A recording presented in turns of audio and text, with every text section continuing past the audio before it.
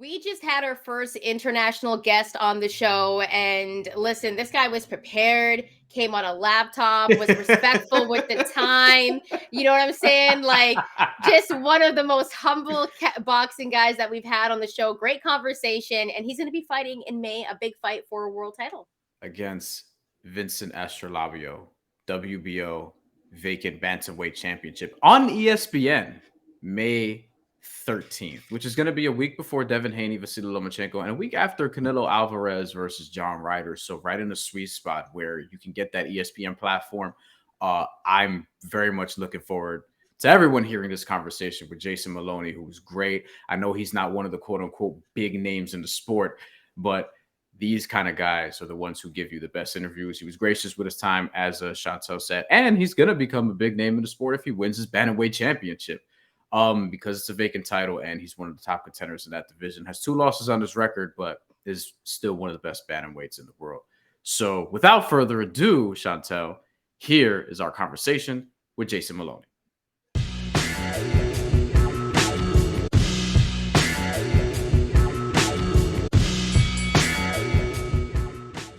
Welcome to the Mandatory. I'm Shantelle Chen, joined alongside, of course, Bryan Fonseca. Remember, follow us at TheMandatory TKO, and shout out to FightHype and FanSided as well. We got a really special guest rocking with us today, our first international guest, actually. He was an amateur as he repped Australia at the 2010 Commonwealth Games. In his first fight in that tournament, it was one of the most memorable fights where he took care of Michael Conlan. He'll be fighting for the vacant WBO World Bantamweight title on May 13th.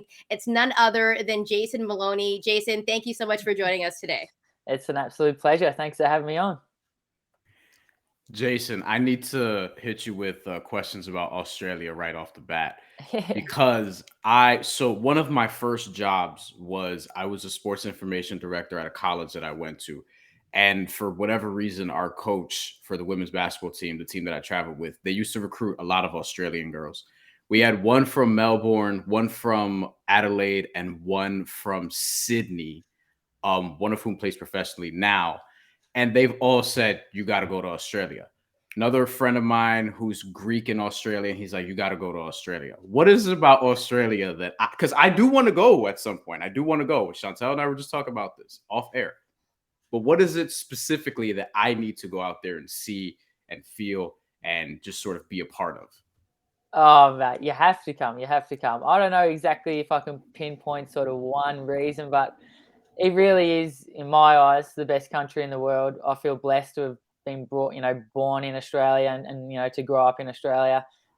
It's paradise. I'm originally from Melbourne, which I love. I still sort of feel as though Melbourne is my home. It's where all my family is, and most of my friends are in Melbourne. But right now, I live in northern New South Wales, and I live on one of the most beautiful beaches in the entire world. I can just walk there and spend a lot of time there with my family, which is amazing. And it is so beautiful. And anytime I travel overseas or go on a holiday, and go to places like Mexico or anywhere with that's known to have beautiful beaches, I go there and I'm just like, this is beautiful. I love it. But Australia's got you guys covered easy. It's the most, it is just the most, beautiful, picturesque country in the world, and everything's so clean, and the people are nice. So come down and check it out.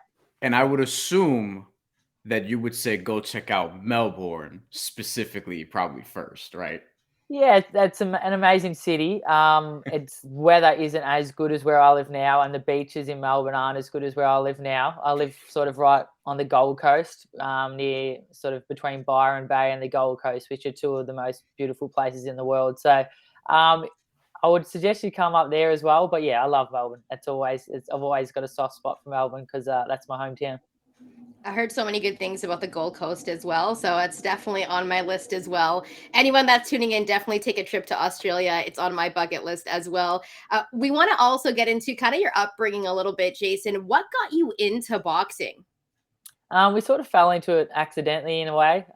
Me and my twin. I'm a twin, as most people may know, but Andrew Moloney, yep. Andrew Moloney, who's also fighting for the world title on May 20. But we just loved football growing up. We loved any sport, really. We were super, super competitive. I guess being twin brothers, we just wanted to outdo each other in everything we did. And we loved Australian rules football. I don't know if you've ever seen Australian rules football before, but that was our passion. It's huge in Melbourne. Everybody loves football in Melbourne. And our goal was to play professional football, but we were quite good as juniors. But in the off season, we didn't really have anything to do, and we had this little desire for boxing. We used to fight a lot without gloves on, but someone bought us a pair of gloves each for Christmas one year, and we'd just put them on and just fight in the lounge room. We didn't know what we were doing, but we one year in the off season, we weren't doing any sport, and we said to our dad, we want to go to the boxing gym. And I think he just thought, I'm just going to test these guys and see if this is something they really want to do, or if it's just, something, just a little phase. And we kept just nagging my dad for about 6 months. I want to go to the boxing gym, And eventually he took us down to the local boxing gym, and we loved it. And we trained for about 3 years, from when we were 13 to about 16. And eventually guys in the gym were just like, boys, you guys have got to start fighting. You can go somewhere with this sport. And we listened to him. We started fighting. I didn't have the best start. I lost my first 3 fights, and my brother, my twin, he lost his first 7 fights. And then we thought, we got to make a decision here, because we were still playing footy, and that was still sort of our passion. And then we said, we got to decide here what we want to do, and just choose one or the other, because it wasn't working trying to juggle both. And we both decided that boxing was now our passion. We just, as much as we love football, boxing had sort of taken our hearts, and we both quit football, started boxing, and then we just went on a big winning streak. And once we committed 100% to the sport, the results started to pay off, and we kept winning. And we toured around the world and represented Australia at the Commonwealth Games. And we saw so many countries, Russia, Cuba, America, saw a lot of the world. And and then the rest is history. We turned professionals and decided to chase world titles. And in 3.5 weeks, I'll achieve the dream and become champion of the world.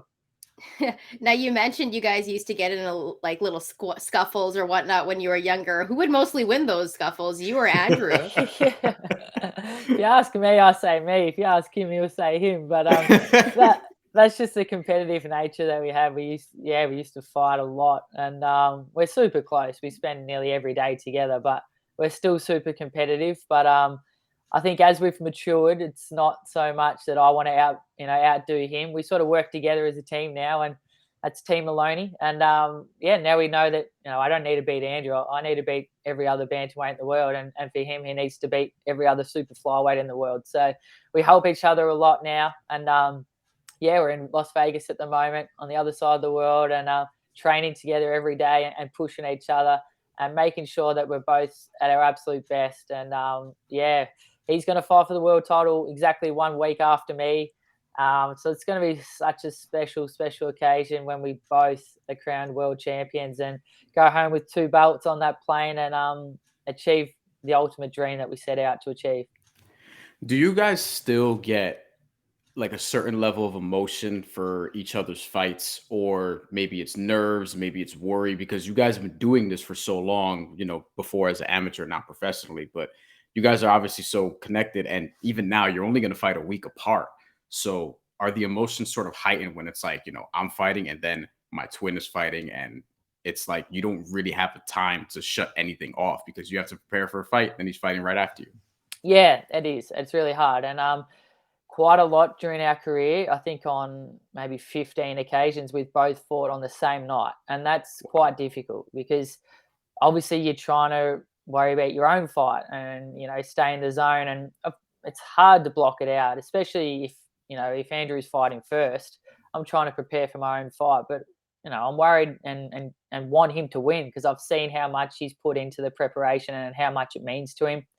And it's so hard sometimes to fight on the same night because, you got to focus on your own fight. And, it can be difficult. But that's why I feel very lucky. And I think the stars have aligned perfectly for this trip where I'll be able to focus 100% on my fight and beat Astrolabio and become world champion and enjoy that moment that I've worked for my whole life.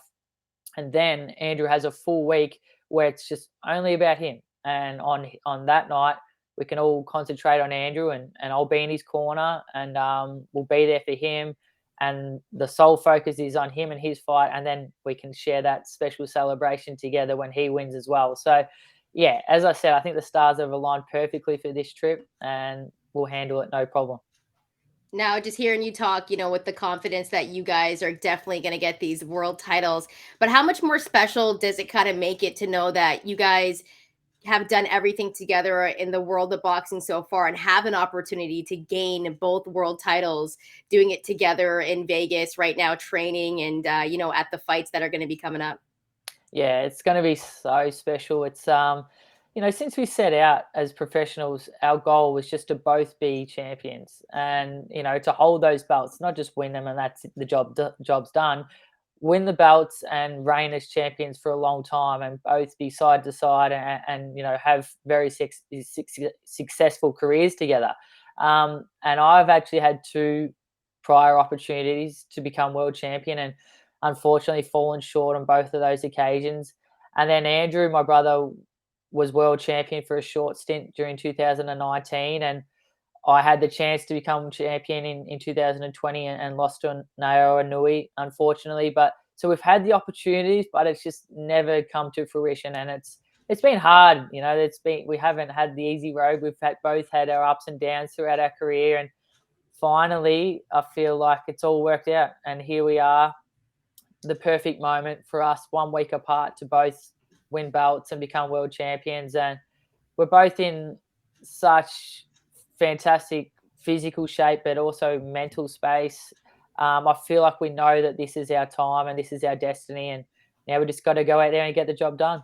You mentioned Inoue. That was a loss that you took, but that was also a fight that you took on short notice because the original guy, Casemiro, that he was supposed to fight had to back up because of COVID-19. In that fight, obviously, it probably was a hard loss for you to take. How did you get through going through that? And what was the most difficult part about fighting Inoue as well? Yeah, it was a little bit of a short notice. The way it worked out is I actually had a great win over Leonardo Baez over here in America at the MGM. And in that fight, I hit him with a right hand on the top of the head, and I tore a tendon in my middle finger of my right hand. And I was actually booked in for surgery to have that right hand operated on.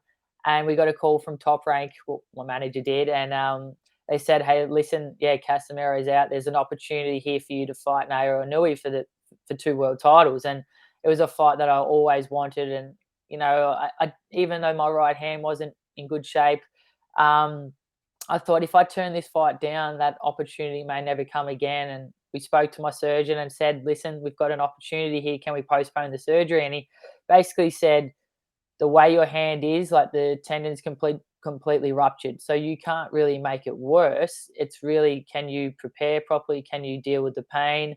And I just said, "Yeah, let's do it. Like, I'll handle the pain and I'll prepare as absolute best I can, because this is an opportunity of a lifetime." And got in there and I felt great. I had obviously had to sort of, I guess, alter my preparation. I didn't do as much sparring as I would have wanted. I didn't do a lot of pad work because my hand was sore, but I still prepared well, and I still really believe that I had what it takes to beat Inoue on that night. But he's a special fighter, and I think, I've got to give him credit.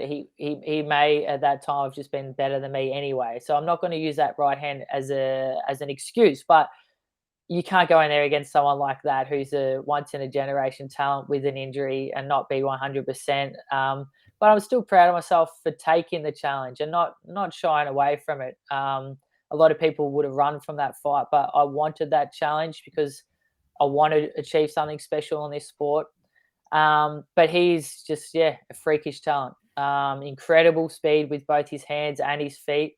I found it very hard to get close to him, to get into my range, to let my shots go. And then the moment I thought I was safe, I guess his closure speed, to go from outer range to into range to land his punches was incredible. Just explosive. The 2 shots he hurt me with in that fight, I just didn't see coming. He's just amazing speed, amazing power, and almost the full package, I guess. And it's good to see him move up to 122. it opens the door for my division and all the belts open up. But I think he will dominate at 122 as well. I think he's an incredible fighter. And yeah, I'm looking forward to seeing what he can do in that next weight. And now he leaves the door open for me to take over the bantamweight division. So it's a win-win. Two-part question. One, about Inoue. What can you, beyond obviously your description now, but for somebody who doesn't fight, because we have people who listen to this, majority of whom aren't boxers, and they, they're fans, some of whom are casuals, and may not be as familiar with Inoue. How could you describe him in a way that's like, that anyone would understand? Like, what makes him generational? And then the second part of the question is his fight coming up against Stephen Fulton. You think he's going to dominate at 122, and he's going in there against probably the best at 122 right off the bat. Yeah. How do you feel like he's going to handle that challenge? Yeah, it's well, for the first part of the question, it's sort of hard to explain to, I guess, a casual or a non-boxing fan, but he's just explosive. He's got like tree trunk legs and these thick calves, and he just explodes off these feet and gets in and out of range so quick, and his speed and his power is just explosive. For those that don't box, that if you get hit with a shot that you don't see, they're the shots that hurt you. Yeah. If you throw a punch at me and I see that punch, it can be hard, but if you see the shot, you can brace for it and take the shot, and generally it won't have that big of an effect. But if you don't see the punch, if someone throws a punch that fast or from an angle that you don't see it and it connects, it's like being, king hit or coward punch from the side. If someone just walk up to you on the street and you don't see it and they hit you, that's going to take you out no matter how tough you are. Right. And that's what he's like. He's just got incredible speed and power and timing. And that's a deadly combination. But yeah, the second part to your question, that just shows how much belief they have to go up to 122 and straight away fight who I think is the number one in that division, Stephen Fulton. And I think it's a great fight. Because he hasn't fought someone with that sort of style. But yeah, I think Inoue beats him. That's just how good I think he is. But yeah, I can't wait to see the fight. But yeah, I think he wins that fight, and then Tapales, who just won the other two belts, I think he beats him quite comfortable too. So it's a pretty quick road to being undisputed at 122 as well. So he's to be undisputed at 118 and 122 already, it's incredible.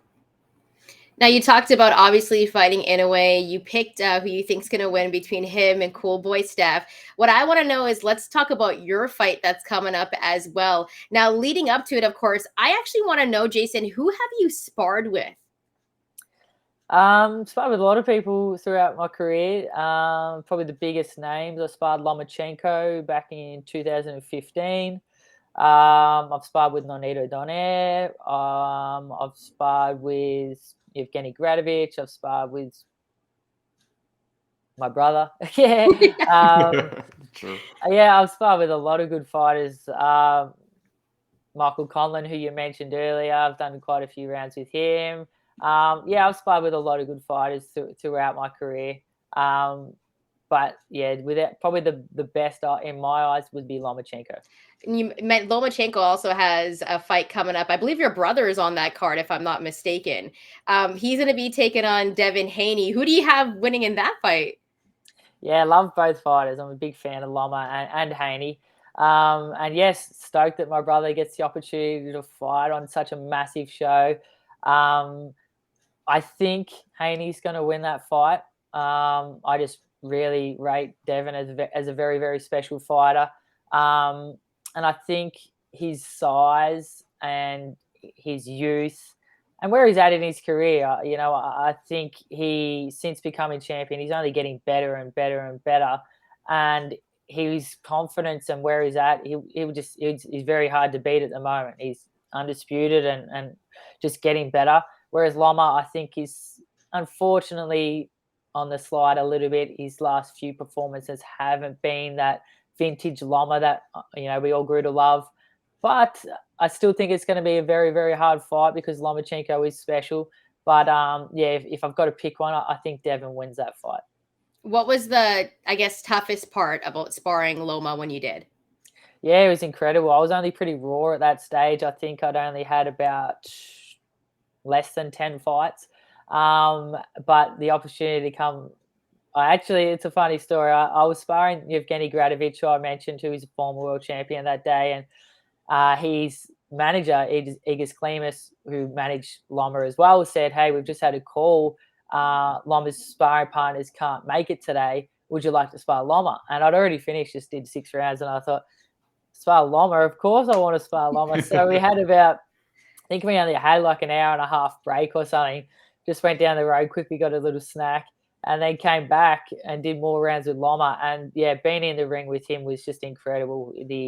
His control, it's almost like he was one step ahead of me. He knew what you were going to do before you even did it. And obviously his angles, which everyone knows are incredible. You think you've got him where you want him, and then the next minute he's around the side throwing punches from an angle you don't even see. That was, it was an amazing sort of, not a wake up call, but it's so early in my career to share the ring with someone like that was like, wow, this is the level. This is what the top guys are like. And it encouraged me and motivated me to get better and work hard and get to that level. So you could say that you've seen the level in two instances with Inoue, with Lomachenko. How do you feel like those experiences, particularly the Inoue one, because that was more recent, those experiences help you now that you're getting a third crack at a world title against, Astrolabio, who's going to be a tough fighter as well?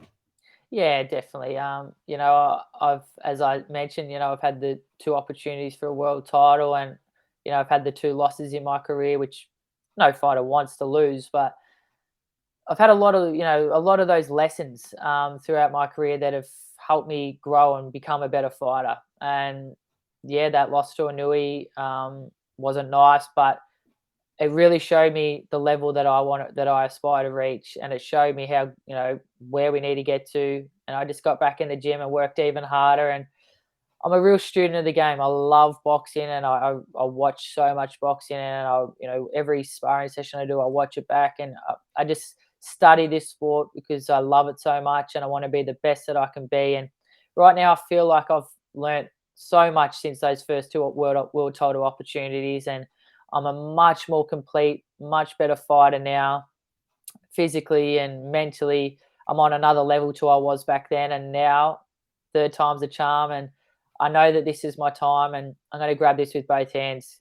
I think, for me, my whole life, I've chased this dream of becoming world champion. And I honestly don't think I could die a happy man if I don't win this world title. I always feel like I failed, that I didn't achieve that dream that I set out to achieve. And I'm not going to let anyone stop me on May 13. And I'm expecting a hard fight, as you said, from Astrolabio. But I think with the experience I now have and the lessons I've learned and the way I've gone back to the gym every time and just got better, I think that this is my time, and I'm going to grab it with both hands and make sure that this world title is wrapped around my waist. I wanted to ask you about Australian boxing um, because I feel like in watching it from afar that it's grown a lot over the years. And for people who don't know, when watching this, if you look up the top Australian boxers in the world according to BoxRec, you were second behind George Kambosos. I feel like that's noteworthy, right? And you probably become first after winning this world title. But the atmosphere always looks very enjoyable. And you fought as the co-feature, if I'm not mistaken, on Yep. both of the George Kambosos Devin Haney fights.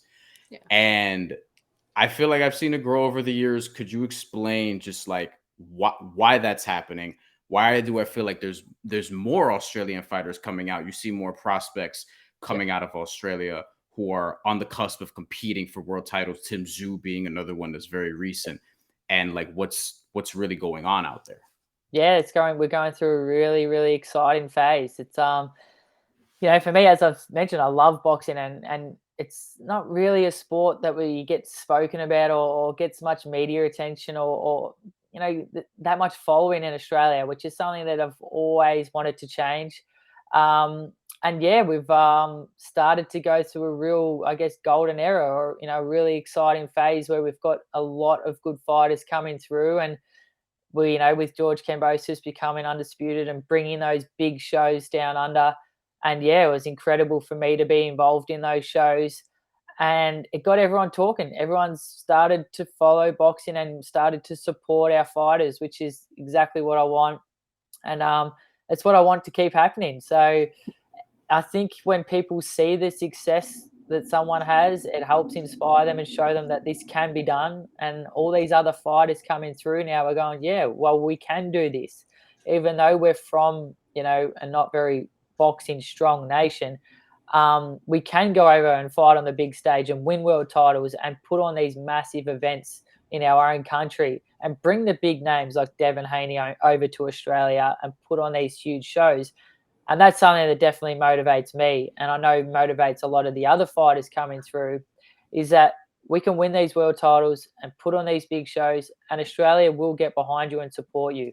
And they are. And it's amazing the level of support that I'm getting already. But I know that once I become world champion and bring those belts back to Australia, that support's just going to grow and grow.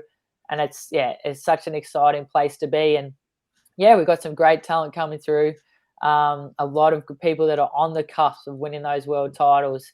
We've got a couple of world champions at the moment, a couple of male and female world champions at the moment. But, right. If I can win a belt, my brother can win a belt. George Kambosos can get back into that title picture.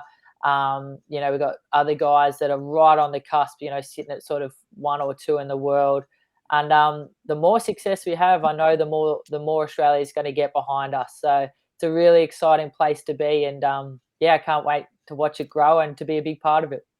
So, Jason, I got a little bit of inside scoop. I had to hit up my cousins down in Australia, huge boxing fans. And we were talking about the boxers, obviously, that have made a big name in the country. And my question to you is, like Tim Tszyu right now is becoming a really big household name.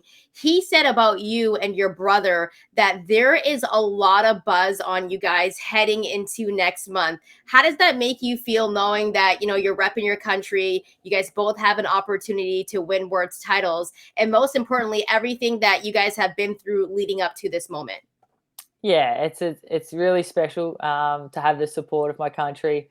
Obviously I love boxing, I love Australia, and I want the country to get behind me. And I'm not just doing this for me, I'm doing this for us all, and want to bring these belts home to Australia and to help grow the sport and inspire that younger generation and show them what we can do. So it's very special. And I feel like me and my brother don't quite have that profile in Australia yet. We don't quite get the support that we perhaps feel we deserve, because a lot of our fights have been overseas. And I love fighting in America. I really do. But when we do that, we don't get to we don't get the media attention, or we don't get the people coming to the boxing, and we don't quite have the following down under that we probably deserve. So for us to win these world titles and bring them home and then start holding our own shows down there, that's really going to help us and get the whole country behind us and get them all excited. So this is the start of this process. But I'm really excited for what's next.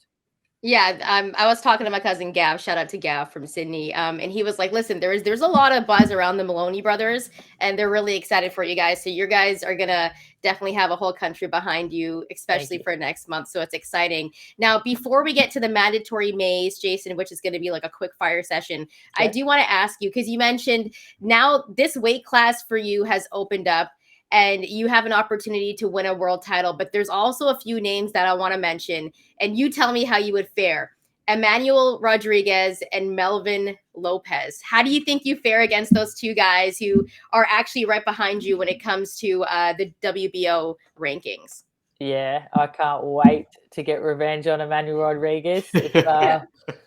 It was a split decision, and look, it was a fight that perhaps could have gone either way. But when the final bell rang, I did think that I'd done enough to beat him that night and become world champion. But now, with how much I've developed since that fight and the experiences that I've gained since that fight, I think that I would take care of him, no worries. And it's a fight that really excites me. I think they've got him number 1 in the Ring magazine now as well. So, and me at number 2. So I'm looking to beat him. It's definitely a fight that excites me, and one that I definitely want for the future. And Shantelle wants me to say that I'm Puerto Rican. That's why she's staring at me right now. Don't worry, Jason. I got ties to Australia, so I'm gonna rep you mad hard right now. He's gonna go the other way. The other one you mentioned, sorry, Melvin Lopez. I actually haven't seen Melvin Lopez fight, to be honest, which is funny. Yeah. I watch everyone in my division and really study future opponents. But yeah, Melvin Lopez is one that sort of slid under my radar. I haven't seen him. I expect Rodriguez to win that fight, but yeah, I haven't seen him, so we'll have to wait and see. Yeah, because once you win the world title, a lot of these guys obviously are going to be calling your name. So I thought I'd throw a few of those in there and see. You know, obviously you want to avenge Rodriguez, but yeah. Yeah, well, this division is so open, and you know, obviously my full focus right now is on Astrolabio and beating him and winning that belt. But yeah, the rematch with Rodriguez definitely excites me. Potential fight with Nonito Donaire definitely excites me. And I'd love a shot at Inoue's brother as well, Takuma Inoue, who's just become the WBA champion. So there's some really exciting fights in the 118-pound division. And I'm going to get myself right in the mix and, get people calling my name and have that target on my back when I have the belt. So, yeah, I'm looking forward to it. There's some exciting fights for the future. I will say this about the Manny Rodriguez fight because I remember watching it. I believe it was in 2018. I know that I'm in New York, so I know this as a Puerto Rican stateside. That fight was in Orlando, and we have a home field advantage in Orlando. I think so. But, we have a lot of Puerto Ricans in New York and Orlando, Jason. Yeah, I know. I felt that. Yeah, look, it was a close fight, and you know, like people shout robbery far too much in this sport. I don't think it was a robbery. It was a close fight. I thought that the one judge that had me 115, 113 had it right, but the other two saw it the other way, and it is what it is. Obviously, it was devastating to lose that opportunity for the world title, but I got straight back in the gym and worked extremely hard and earned myself another opportunity, and here we are. And yeah, if I can fight him again in a unification fight, then that would be special. And yeah, I'm confident that I'd get my redemption. Jason, Bryan doesn't know that Australians are humble, so I'll state for you, you got robbed. You got robbed in that fight. But yeah, very, very close fight. But we do want to get to the mandatory maze, Jason. So what this is, we're going to give you a few questions. Whatever first comes to mind, you let me know. Okay, so are you more of a soccer fan or do you rep the Melbourne Rebels hard? I'm actually not much of a soccer fan, to be honest. I love all sport, but yeah, if you're going to quiz me on soccer, I won't know anything. Yeah. Gotcha. This is more of a different type of question, but so this is random. I did a rugby story one time. Here in Brooklyn, we have a rugby team, and I was corrected not numerous times, a few different times about the difference between rugby league and something else. Rugby union, yeah. Rugby union, right? And in Australia, is this something that like pisses people off when it gets just sort of distorted amongst people and they don't know the difference? I don't know. See, because I'm born and bred in Melbourne, where they're not really a rugby town, really. They're really hard into Australian rules football. But where I live now, which is right on the border of Queensland and New South Wales, they're like rugby mad. Like they'd probably get upset if you get it confused. And they've got this huge rivalry where they do the state of origin. It's New South Wales versus Queensland, and they've got this fierce rivalry that you don't want to get in the middle of. But I don't know. I don't follow too much rugby, but they're very passionate where I'm from. Yeah, I've heard. But that's why I mentioned the Rebels. I know a few fans that do rock for the Rebels. Yeah. I do want to ask you, so you're training right now in Vegas. What are you listening to in your headphones? I've got a bit of a mix, really. I love all types of music. When we're over here, we like to play a bit of Australian, like AC/DC and a bit of the old school Aussie rock and things like that. But I've got a huge mix. I like listening to any music. I've got a real broad range. if I really want to get upbeat and into a training session, I don't mind like a little bit of house music and that sort of stuff. But we've got the speaker and a microphone in the gym at the moment, and I've got a Filipino sparring partner over here, and we've been getting him to do some karaoke after training. It's beautiful. Yeah. He's got an amazing voice, and he just sits in the corner and sings for us. It's unreal. What's your request that you give him for a song? Do you give him any requests or anything? You don't need to give requests. We asked him to sing one song, and then once he gets on there, you can't get him off. We got to drag him out of the gym. Like, mate, that's enough. You can sing more tomorrow. All right, going back to how we started this episode. Let's say I take the trip, right? I take the trip to Australia, which I believe is a 20-hour flight. So hopefully business class or something. Yeah. What is the first meal, like authentic meal, that I need to have once I land? Like, you want Australian food? Is that what you're thinking? Yes. It's a hard one because we've got we have like all different cuisines in Australia. Like if you want Italian, you get good Italian. If you want Indian, there's good Indian. Good Thai food. There's everything. But we do a lot of barbecues and stuff in Australia. Ooh. I love my steak and things like that. But the Top Rank crew, when they came over for the Haney Cambosis show last year, they're like, I want to have something Aussie, like, what can I have that's maybe I've never had before? And I said, go get a meat pie. And that's something that it's like an Aussie meal. It's just like a pie, but it's full of meat, and you put tomato sauce on top, and you eat the pie. They went to the footy and they got themselves a meat pie, and they weren't the biggest fan. They didn't really like it, but that's a real Aussie food. So you got to try that. Try meat pie, and maybe try maybe some toast with some Vegemite on it. That's a pretty Australian thing. But there's lots of stuff down here that we love. I don't know if you will, but we can introduce you. So you got to get down here, and I'll show you around. I'll try it. What's in a meat pie? Like meat, but what specific meats are in it? It's like beef traditionally. A beef is like your traditional pie, but it's got like a gravy sort of thing through it. It's not really like a high quality beef, like a good steak. It's just like processed garbage, really, but it tastes good. Okay, so obviously we're talking about food right now. You're training, so you got to be pretty strict with your meal. No meat pies in training camp. Yeah, none of that processed meat from those pies, obviously, Jason. But as soon as you're done training, what's going to be your cheat meal after your fight? Well, we over here, I love Chick-fil-A. We don't have Chick-fil-A in Australia, so I'm a big fan of that. So I'll go to Chick-fil-A, and I love a pizza too. But probably Chick-fil-A will be first, and then a nice big pizza. But I love my food, but nothing will taste so good as winning that belt. So I can't wait for that. Favorite Australian athlete of all time is who? Oh, that's a tough one. Look, you probably won't know who he is, but I'll say Tony Lockett. He's an Australian rules football player that I just grew up loving and idolising.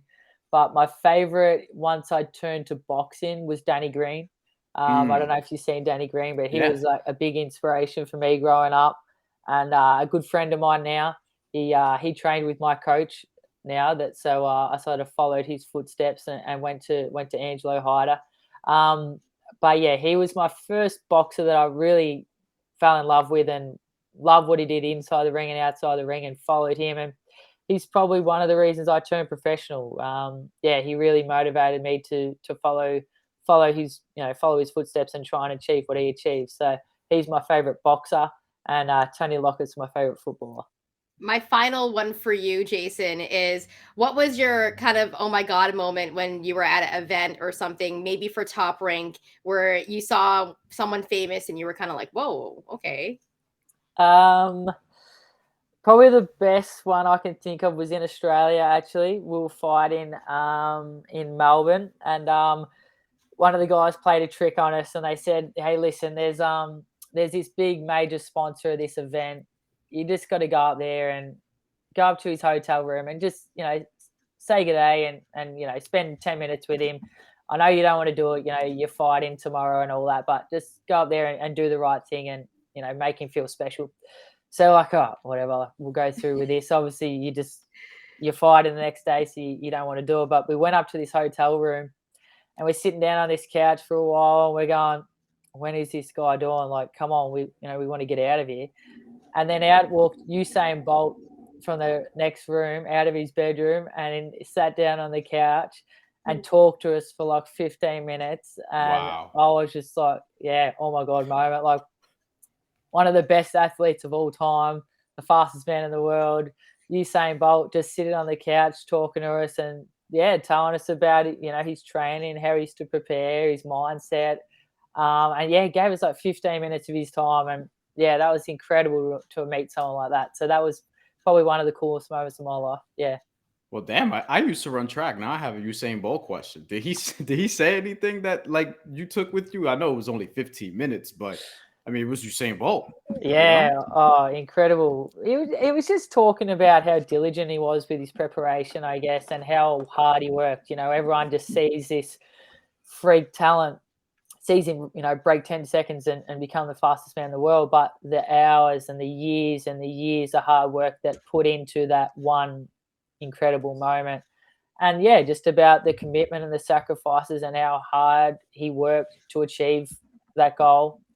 And yeah, just gave us so much motivation to keep grinding hard and to chase this world title and achieve what I'm set out to achieve. So an incredible moment. And yeah, such a cool guy to just sit down on the couch and speak to someone from Australia and give them all of his time and his advice. It was incredible.